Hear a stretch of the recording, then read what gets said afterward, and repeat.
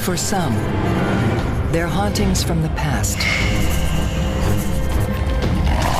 still haunt them today. There is a poltergeist attached to me. It was right up in my face. What was that? The Shadow Man came back. What the? When I tell you I was terrified, I was terrified.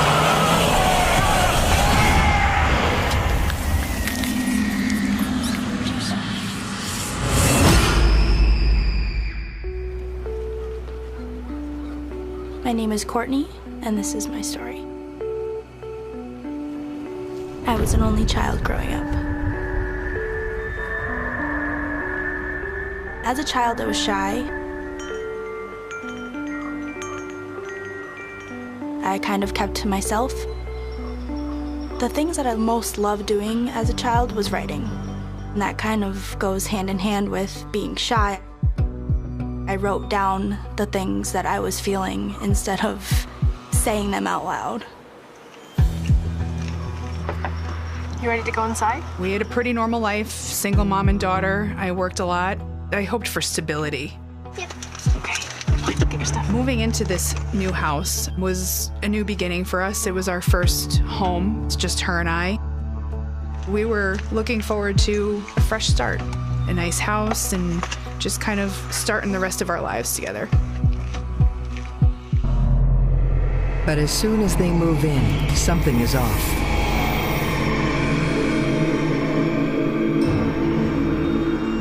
Courtney and I started experiencing some odd things.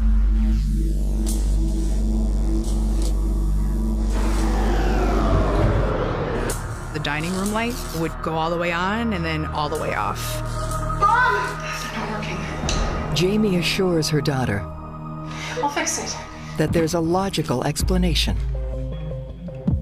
My dad had done the rewiring of that house when I moved in there. So, of course, when lights started flickering, he was the first person I was calling and asking, you know, is something hooked up wrong? But everything was good. But something else isn't fine. We would always have anxiety in the house that something was around.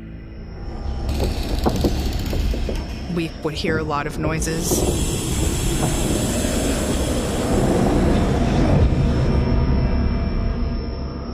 Sometimes you would feel cold air on the back of your neck, just weird heaviness in the house.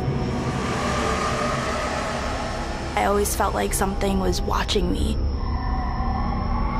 One night as Courtney finishes her homework, the disturbances pick up. The television turned on by itself, and it was static.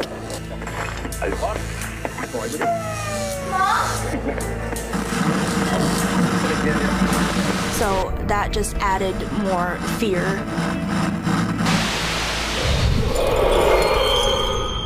There is something causing this bizarre activity. What they don't know is that it's one of Courtney's secret hobbies. I was researching spirit boards online. I didn't tell my mom that I was using that stuff because I didn't want to get in trouble. The spirit board, if you are not familiar with it or not trained, can actually be a very dangerous tool. One time I had my friend sleeping over. We started playing with the spirit board. I didn't think anything bad would happen because I never read anything terrible about it. We would just play it late at night when nobody else was awake, so nobody else knew. You have to be careful with anything that has to do with the paranormal. That could leave doors open to different types of entities, different types of spirits. Could be malevolent. Are there ghosts here? Are we alone? We just asked it random questions. Are spirits real? Courtney doesn't realize that playing with the spirit board is causing the activity at her home. And on this particular night, something dangerous comes through. I started to get this eerie feeling that something was in my room. And all of a sudden, I feel this burning sensation on my shoulder. I kept feeling it there, burning. I asked my friend to look at it. She said there's 3 scratch marks going down your shoulder. Take a picture. Ow! She took a picture of it on my phone at the time. Oh my gosh, that's huge. That's when I started to feel physically unsafe. Suddenly, my friend and I heard an overwhelming evil voice.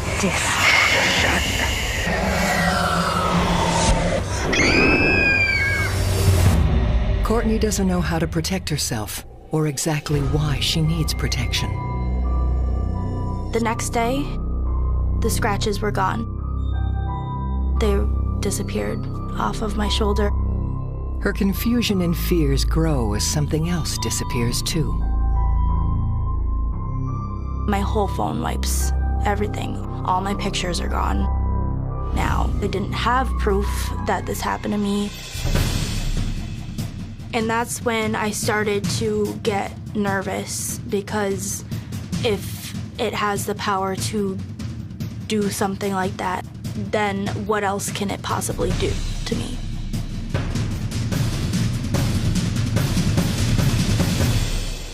A few nights later, she finds out. Suddenly, the lights just go out. Instantly, I froze. I was home alone. My mom was at work at the time, and I didn't know what to do. I was already terrified of the dark. I looked out the window. My house was the only house on the block without power. Hello? I called my mom, crying. She was panicking. Power's out. I thought there has to be an explanation. I can't see anything. Courtney's mother tells her to check the fuse box. I'm gonna come home immediately. You're gonna be fine. So I opened the basement door. It was really dark down there.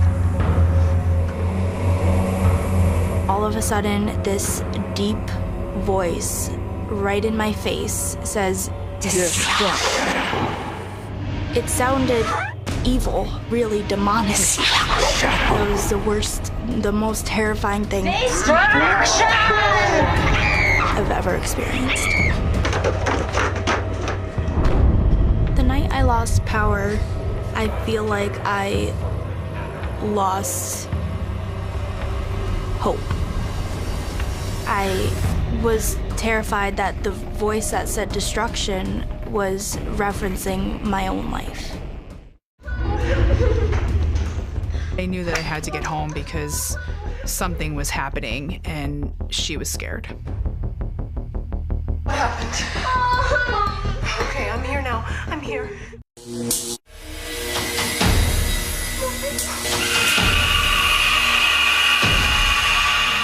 Something was targeting Courtney. Whatever is targeting Courtney is getting more and more aggressive. One night, I started walking down the stairs. I just felt an overwhelming sense of cold and evil. And all of a sudden, it happened so quick. This rod comes crashing out of the ceiling and flies right past my ear. It missed her head by 1/4 of an inch. My mom, I remember her running, trying to figure out like what just happened. Are you okay? Where'd it go? And that was the first time that I witnessed something actually physical happen to her. I was scared for Courtney.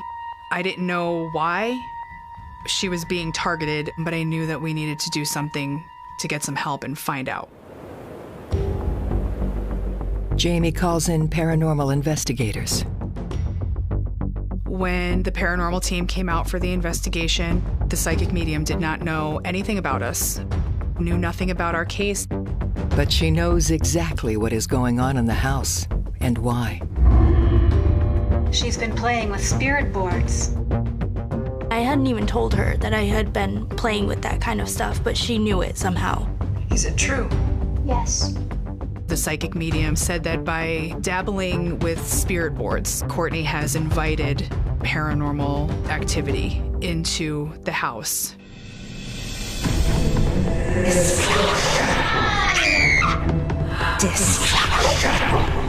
She was able to tell us that the voice stating the word destruction was actually my grandmother trying to warn Courtney that she was causing her own problems and destruction by using those spirit boards. The investigator sense another presence in the home. We know you're here. The medium did confirm that there is a poltergeist attached to me. They had picked up on what sounded to be a child's voice. I think you're trying to reach out to somebody. That's my gut feeling. It was mind-blowing to me. There was no little girls in the house. After doing some further investigation, the medium said that a 5-year-old little girl had died in that house in 1905. She was unable to cross. You know, it's right at the top of the steps. You don't have to go far. It's right there. The investigators communicated with the spirit that it was okay to let go and it was okay to cross over.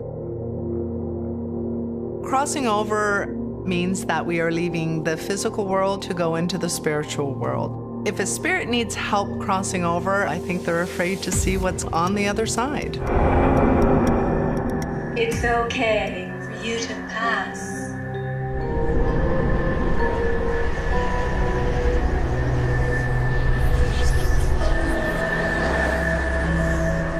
After the medium cleansed the house, I felt a sense of relief wash over me. The medium told me a poltergeist can be physical with you. It all makes sense now that I'm looking back on it, that that's what was happening to me. From that point forward, we never had any more experiences. The poltergeist activity stopped.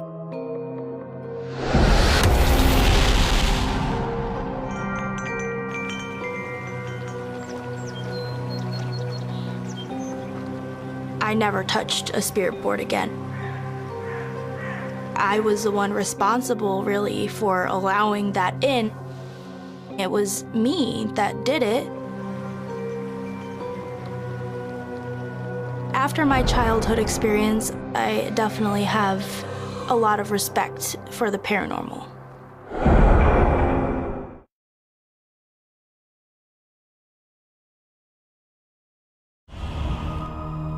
My name is Dan, and this is my story.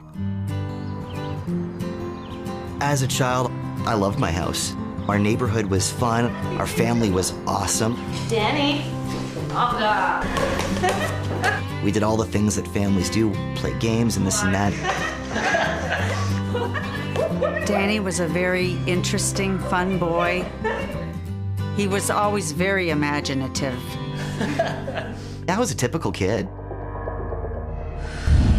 A typical kid with typical fears.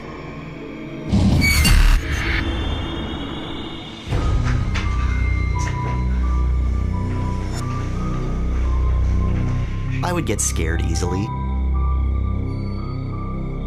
Danny was always afraid at night. He often needed us to stay with him, just until he fell asleep.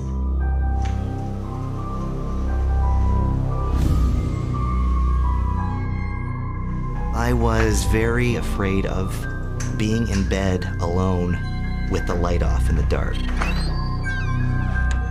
And one particular night is more unsettling than the others. I was lying in bed trying to go to sleep.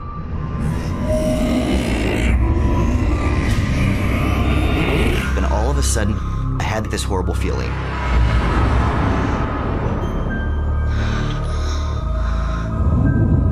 It was like the whole mood of the room changed. Like the air got thicker. Everything just looked weird. I knew I was in my room, but it was unrecognizable. I got the feeling that the dimensions of my room were changing. The walls looked far away, or they looked really close up.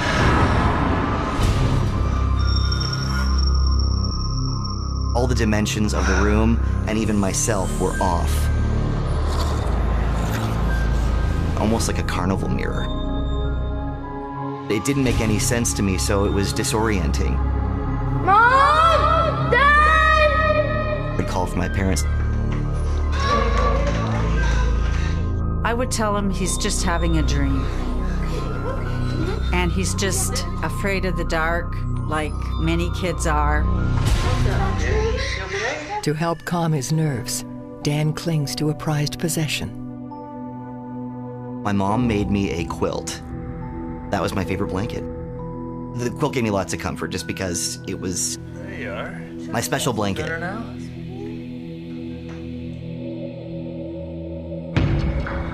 It doesn't get better. It gets worse. Later that night, I woke up and I was coughing. Dad. I called out for my dad. I saw his shadow come into the room. What's up, buddy? Can I get a glass of water, please? Coming right up.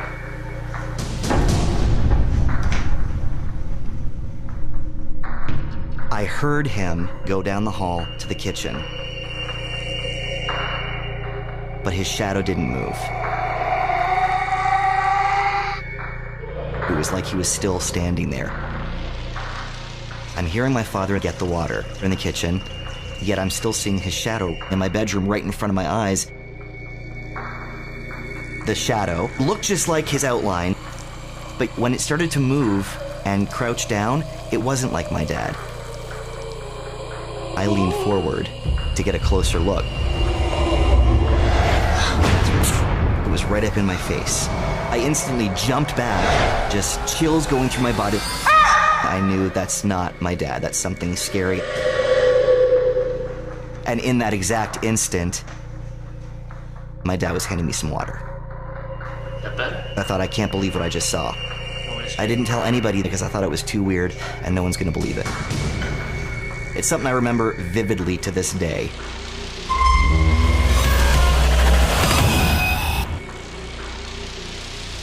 The episode with the shadow figure scars Dan emotionally, and perhaps also physically. Come on, we need you to get strong. Shortly after I saw the shadow impersonator, I got very sick. I was getting high fevers, I coughed so hard, all the whites of my eyes turned red because the blood vessels broke. Always nauseated, always feverish. Please, you have to eat. Medicines weren't working, penicillin wasn't working, antibiotics. It was like my entire immune system shut down. Hang in there, buddy, okay? Really worried. Burn it up. Doctors couldn't figure it out. No one knew what was wrong with me. Entities can affect a child's health and well-being. In Dan's case, he became very ill because that entity got closer and started absorbing his energy, and this is what made him sick. It got really bad. Nothing was helping at all. Call the doctor again. I was just sick, deathly ill.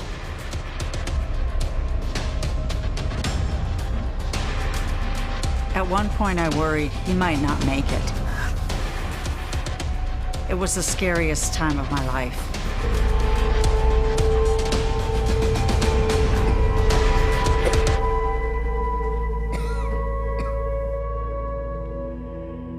But 3 months into his illness, something even stranger happens. I was lying in bed, and I was staring just around the room waiting to fall asleep, and something caught my eye.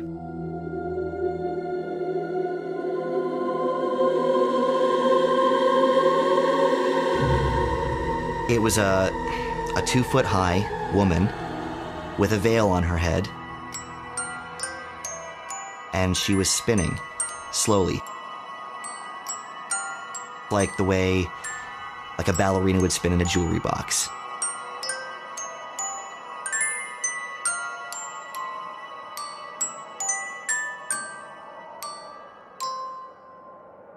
I was like, you're seeing this thing, it's real, why aren't you afraid? And I wasn't.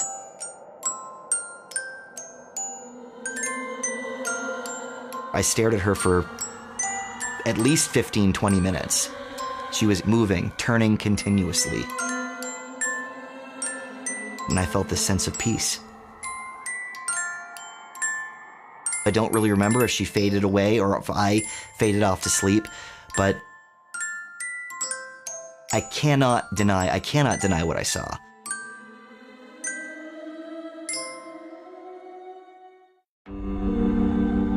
Dan's different when he wakes up the next morning. I saw this thing in my room, and the next day I was on the mend. Saw the shadow, got sick, saw this veiled woman, and I got better. I'll let you sleep, bud. I think she was his guardian angel. I told him at the time when he was little, oh, that's a good thing you saw that. That's your guardian angel. It is definitely possible for a spirit to heal a child, as in Dan's case. Children are very protected, so guardian angels, they're able to help the children in distress. I finally got the okay to go back to school. Let me get one picture before you go. He dressed all extra special that day, and I said, I'll take a picture of you before you leave. Ready? I had my little lunch pail and my hat on. Say cheese. I took a picture of him and sent him off. Life is back to normal for Dan and his family. But along with his health, something else returns too. Shortly after I got better, strange episodes in my room where that feeling or that presence would distort my perception came back. I started hearing footsteps. On the kitchen floor, someone walking. And then I heard the footsteps come towards my bedroom. I would just clench up and I'd feel those goosebumps through my body thinking, is it gonna come in my room? Is it gonna come in my room? But it would stop short and I would turn back and repeat the process. All night long.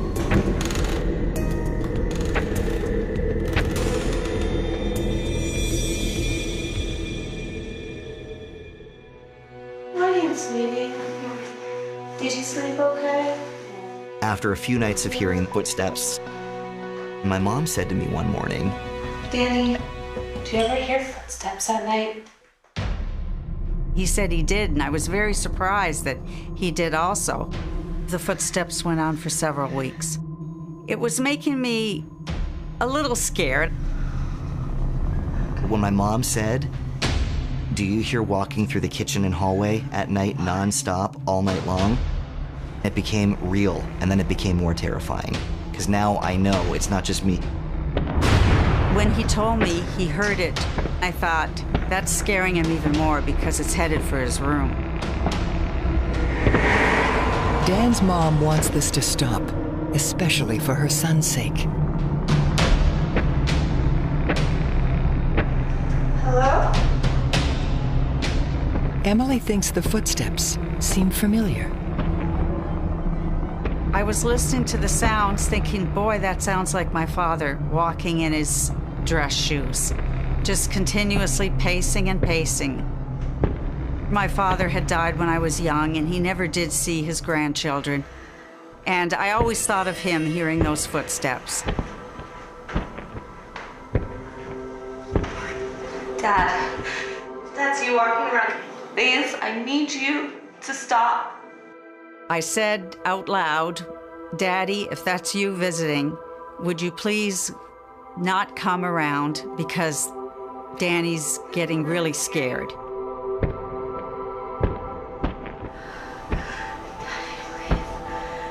And you should go. need you to go. Please, Dad. We love you.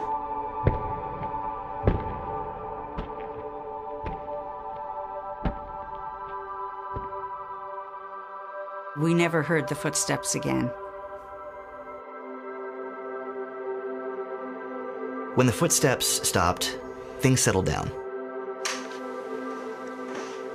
I thought I was in the clear.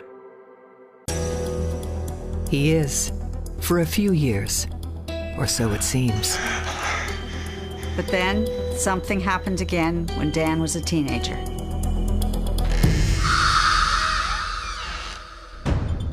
I woke up early in the morning, and then something caught my eye, cornered my eye. I saw a silhouette of a man standing by my dresser. And then, just as I turned to look, he ducked down. I'm staring at my dresser, and I see his head kind of peek out, and he started to creep towards me. Very threatening, very menacing. Chills, adrenaline, every emotion you would feel when you realize there's someone in your room with you was terrifying. And I tore the blankets off, ran out of my room, Dad. Went to my dad. There's someone in my room. There's a man in my room. What? My dad ran into my room right away. He checked the windows, he looked under the bed, he checked the closet. And he said, there's no one in your room. There's no one here, son. The room's empty. It's empty. There's no one here.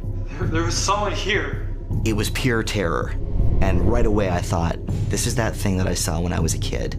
It was that same shadow that was creeping around, silhouetted, no defined features, just a shadow. The Shadow Man came back. That morning that I saw that thing in my room permanently changed me.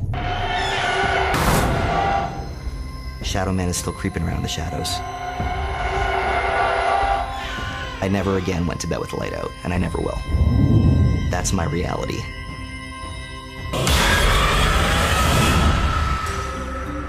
Dan hasn't seen the Shadow Man again. But a few years later, something else from his past turns up. We're looking through old photos. And my mom hands me a photo. And she says, oh, look at this. It was a picture of him that I had taken on his first day back to school in front of the mirror. What is that? There's a weird thing in the mirror behind you. What is that? I'm looking at it and I'm seeing this veiled woman that I saw in my room in the mirror behind me.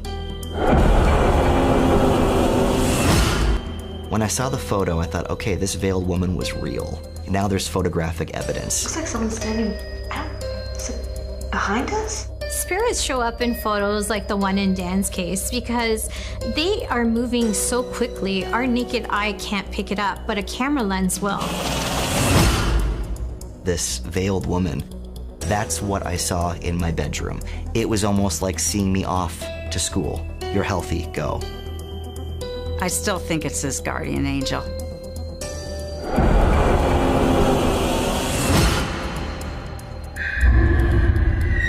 That was maybe something that helped me get well. Maybe still looking out for me. I have no idea. But it's a nice thought.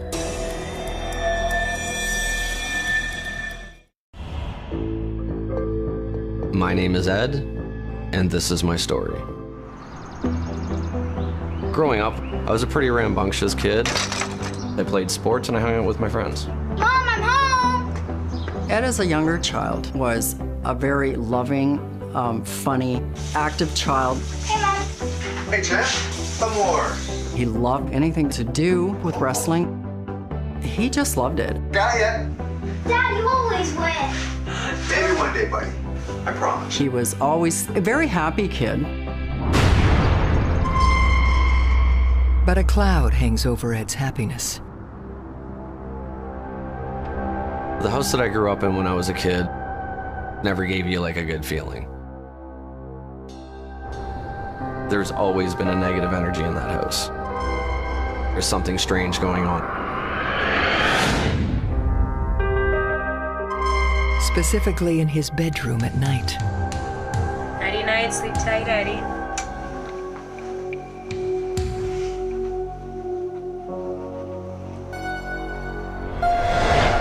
I would hear footsteps,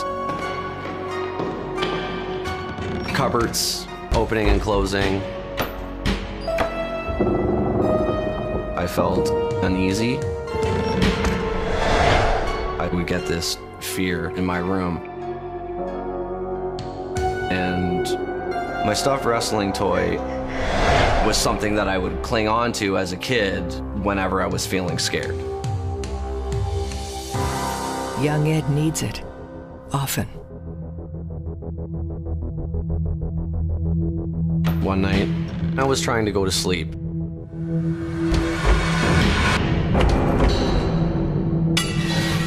But there was a weird feeling in my room. I'm hearing these noises. Who's there?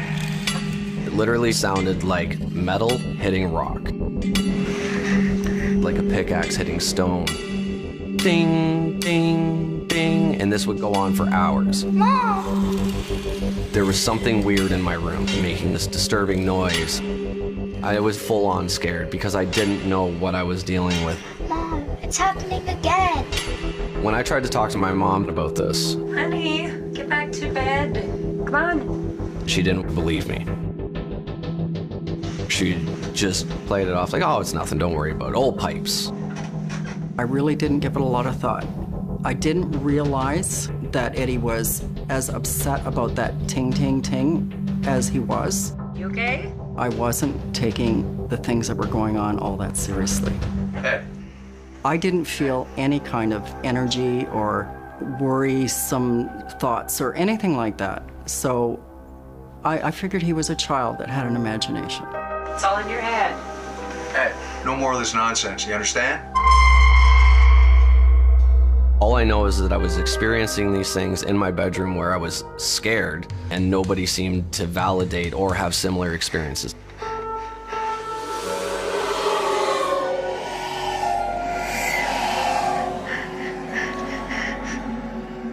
My stuffed wrestling toy helped give me some kind of strength.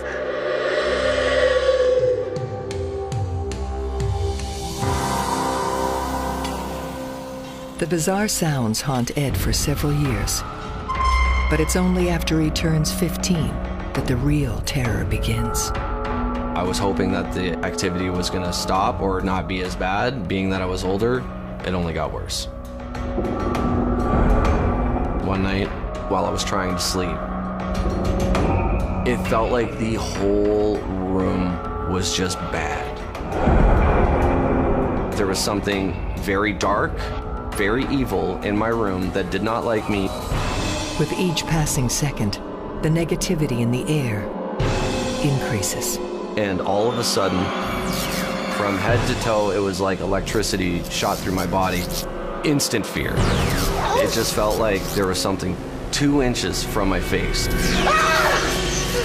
I'm terrified to even open my eyes and see what's there.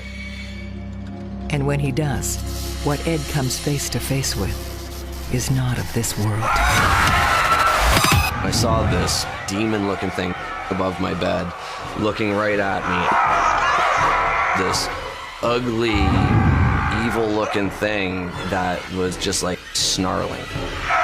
I could almost feel the breath on my face. From there, things escalate as the demon gets dangerously close. This entity got very violent with me. I had been punched directly in the face. It was right here. It was just like someone came in this way and just clocked me right in the nose. When I tell you I was terrified, I was terrified.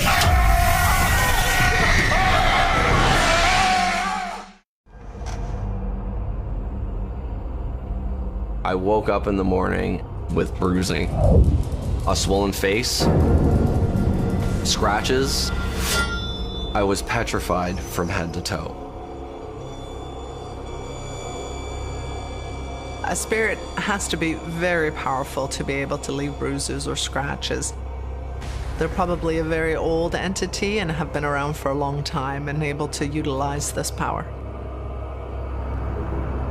I tried to talk to my parents about this.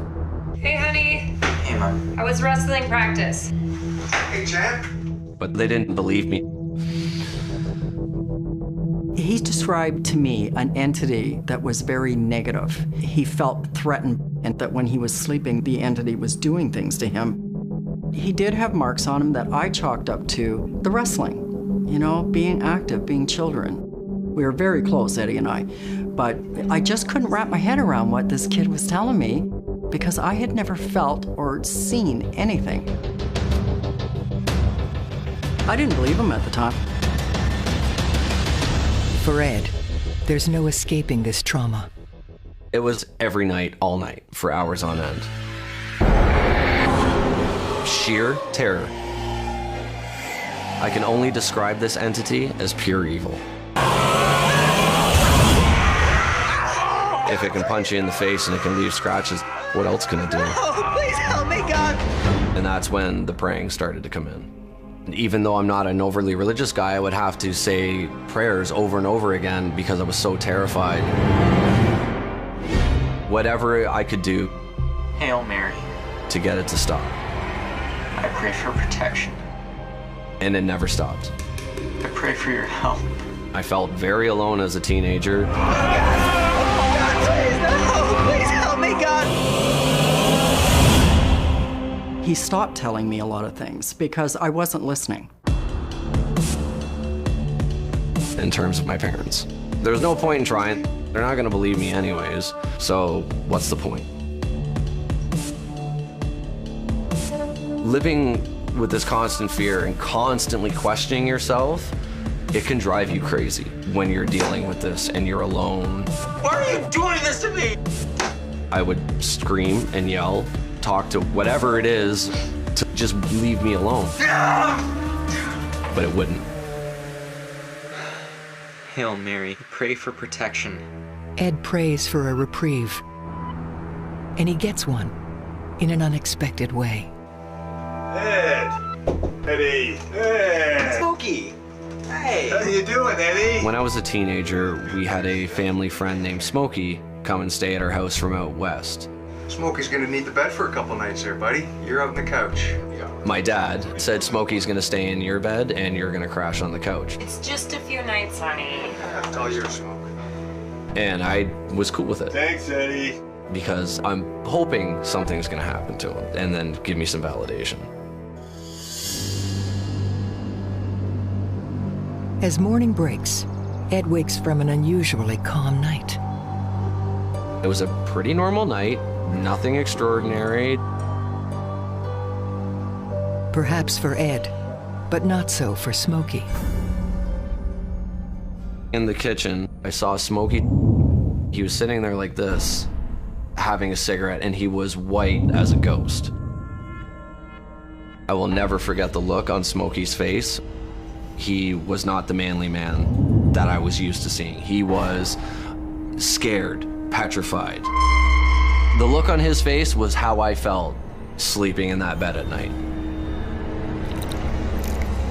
I looked at him. His eyes were so swollen. I said, Smokey, what's wrong with you? And he proceeded to tell me what had happened to him the night before. He said that he was laying in the bed and all of a sudden he couldn't move. What the hell? And he could feel these big hands pushing on his heart. He just couldn't get away or move. And then this crushing weight. And then being pushed off the bed and thrown on the floor. He was terrified. Absolutely terrified. He told me he was attacked by something. with big hands, wavy hair, heavy brow, and a prominent nose. He said that it went on all night long, up until the morning hours, and he could not do anything about it because he was paralyzed.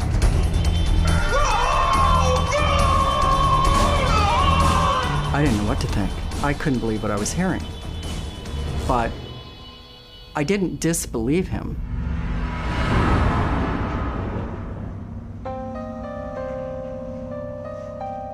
He had had a significant paranormal experience.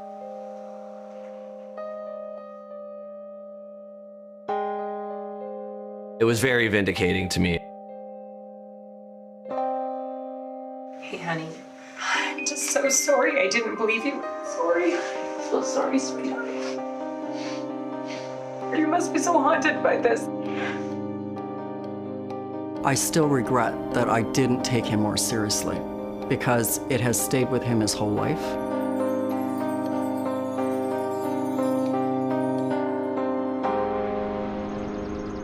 Ed no longer lives at the house, and while the entity has never harmed his parents, whenever he visits, his fear returns.